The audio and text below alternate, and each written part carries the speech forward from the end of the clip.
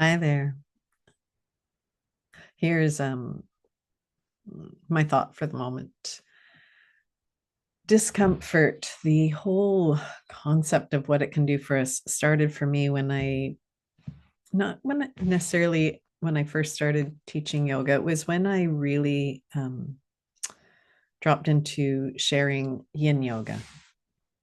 My teachers of yin yoga were Bernie Clark and Paul Grilly, who created and wrote the books on yin yoga.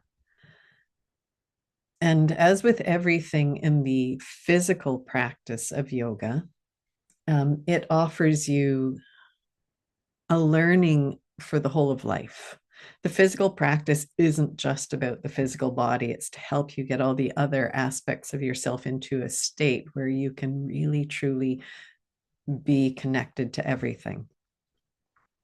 With yin yoga, it's a slower practice that's working on connecting and stressing the more plastic tissues of the body, cartilage, fascia, everything within the joints, all that stuff that we don't normally get to that surrounds our muscle.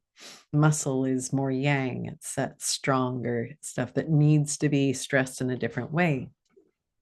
So when it comes to discomfort, the idea that you can take from yin yoga that you can apply to life is this. I'll read you a part from Bernie's book, Yin Yoga, on how deep you go. It's about where the stress is that you're creating as you move into the practice. So here's the first paragraph about how deep. Every body is different, but in general, every stress of tissue brings down the tolerance level of that tissue. This is what exercise is all about. We stress tissues to make them weaker, at least initially. Once we release the stress, the tissues recover and become stronger. If we apply too much stress or hold for too long or do not allow enough rest, then we are in danger. There's a lot more I could read, but that says what it is I want to touch on right now. Discomfort when in yoga is the indicator of what's going on within the body. It is what has been termed, I don't know if it was Bernie who termed it first or somebody else, but the Goldilocks position. That place that's not too much, not too little, just right. Just at that edge of discomfort that is stressing the tissues in a way that will eventually make them stronger, but first makes them weaker. It is in that place of releasing tension, releasing stress after moving through that we become stronger. So extrapolate what that paragraph said into your life. To find the Goldilocks, we need stress, we do. But what we have been taught is that we should just stay under stress all the time, or there are life circumstances that keep us under stress. You're trying to survive in a city like Vancouver and pay rent and buy food and just exist. And it might be that you go, God, I need 2, 3 jobs to do it. And then you push, push, push, or you're trying to meet some way of being that the world has told you you should meet. You should have all these things that make you good enough. So you're always going after it. And that's why you work so hard. That's why you push or you need to work. And then you need to go do this with those friends. And then there's this thing to learn. And you again never give the whole of you a chance to just recover in between the stress. And if you hold too long, if you just hold in that stress place, if every day you wake up and you're in constant stress, the alarm goes off and you're reactive, and then you go and you go and you're just trying to get everything done and you're still working just before bed, and then you go to bed and you can't really get to sleep because of it, and you get up and you start again at some point, just like a tissue that's been under constant stress, you're going to break yourself. But if you go and you do all that stuff and you get your work done and you go meet the friends, but then you know to every second night, maybe just sit and read a book, have a good rest, or to take time off on the weekends to just play instead of working all the time with your mind, or to have breaks from relationship, whatever it is. But to give yourself recovery time. You lose somebody, you experience a death, or you experience an injury, you experience those big things, a big move, a divorce. Give yourself a rest time afterwards. Because if you keep going, something will have to give. Discomfort of being at that edge and breathing through gets us stronger. We feel weakened by a hard experience, by that thing we have to learn for work. But then we pull back for a bit. We take a break once we've learned it, once we've moved through the heartache. We breathe. We let the body integrate the experience, our mind, our hearts integrate experience. We have a rest period. You don't jump from relationship to relationship without figuring out what that discomfort taught you.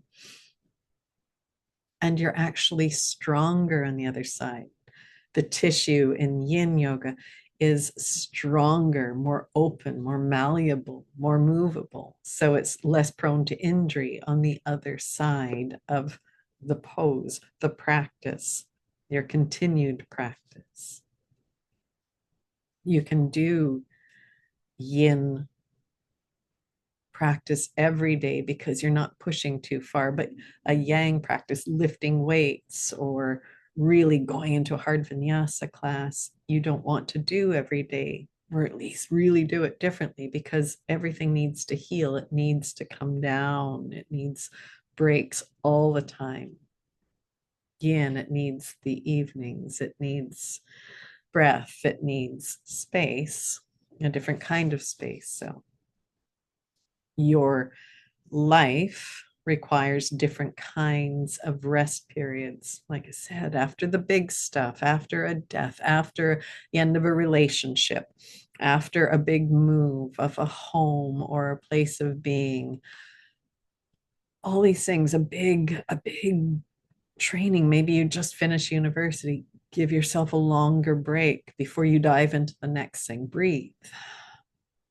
Let, just like the tissues need to heal, let the other parts of you heal so that you become resilient and stronger. If it's smaller stresses, you need less rest time. If it's just the alarm every day, if it's, you have to work really fast, you're in a restaurant and you have to work really quickly for 4 hours a day because it's really busy for those 4 hours. But then you sit back and you have a good cup of tea after and you go, okay, I'm good. And then the next day you do it again, you'll be much stronger. But if you do that job and then you go to a next one that's really hard and you work through the day like that, constantly on your feet, constantly going fast, and every day this has to go, you've got 3 jobs to pay, you're going to need a much longer rest period eventually, or something's going to give. So start discerning that discomfort, start discerning the edge that you reside within, and start understanding how much stress you're putting yourself under. We don't have to be at the edge of discomfort constantly. Even within yin, you can hold for longer, but you don't want to hold for so long that your tissues become so lax that they can't hold you up anymore. Everything has the point where it will give. So, what is the point where you've noticed over your lifetime that you go too far, that you always push past the breaking point, and then your rest period, the time of recovery you need, is so much longer? Or maybe you're always pushing the edge and you're never giving yourself recovery time. And you can feel it. You can feel yourself just so on edge, ready to break, or that you just can't bounce back from illness, can't bounce back from emotional burdens. You can't bounce back ever. There's no elasticity left in you. Or where are you never reaching into discomfort? Where are you never stressing anything? And you can feel it as everything in you is tightening, whether it's your tissues, whether it's your heart, whether it's how you think. You can't come up with good ideas. You can't remember words and names. You can't actually have this bigger experience of life. What do you need to stress a bit more? Don't just go into a big stress right away. Work up to it. Play with this. Take today, take tomorrow, take as many days as you need to sit and journal this. Look at everything. Look at the places you don't expect to look at these stresses and see what the pattern is for you and check in with how you might need to shift that pattern. As I said, starting at the end of this month, January, I'm going to be starting a group where we can work on this together. But this is a good starting point for you for now. It gives you a doorway in. Have fun with it.